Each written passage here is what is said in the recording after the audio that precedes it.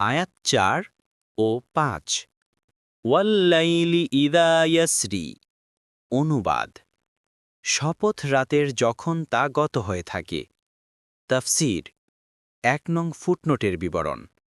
ইয়াসরি অর্থ রাত্রিতে চলা, অর্থাৎ রাত্রির শপথ যখন সে চলতে থাকে তথা খতম হতে থাকে।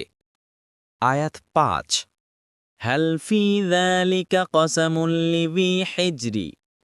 অনুবাদ: নিশ্চয়ই এর মধ্যে শপথ রয়েছে বোধসম্পন্ন ব্যক্তির জন্য। তাফসীর: ১ নং ফুটনোটের বিবরণ। উপরোক্ত ৫টি শপথ উল্লেখ করার পর আল্লাহ তাআলা গাফিল মানুষকে চিন্তা ভাবনা করার জন্য বলেছেন, এতে কি বিবেকবানরা শপথ নেয়ার মতো গুরুত্ব খুঁজে পায়। মূলত হিজরের শাব্দিক অর্থ বাধা দেয়া।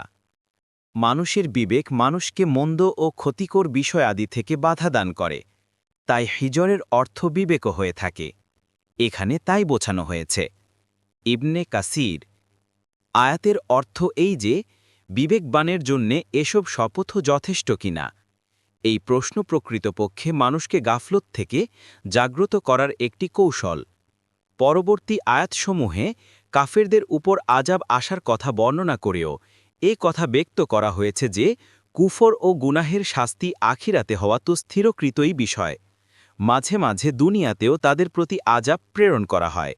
এই ক্ষেত্রে ৩টি জাতির আযাবের কথা উল্লেখ করা হয়েছে: ১ আদ বংশ, ২ সামুদ গোত্র, ৩ ফিরাউন সম্প্রদায়।